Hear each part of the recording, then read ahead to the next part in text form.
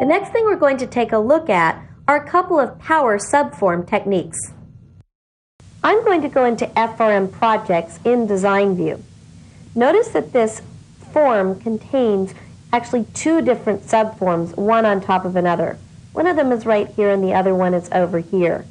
If I select a subform control and select properties, what I'm actually looking at are the properties of the subform control rather than the properties of the subform itself. Now, it's important to understand the difference.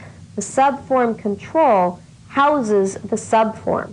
If I go to the Data tab of the subform control, this is the name of the actual subform that is stored within the subform control, or displayed, I should say, within the subform control. We then have a linked child and a linked master. The linked child is the field in the subform that's used to link to a field in the parent form. So here you can see F-sub-projects. If I click F-sub-project expenses, here you can see that the source object is a different subform, which is F-sub-project expenses. And once again, here's the linked child and the linked master.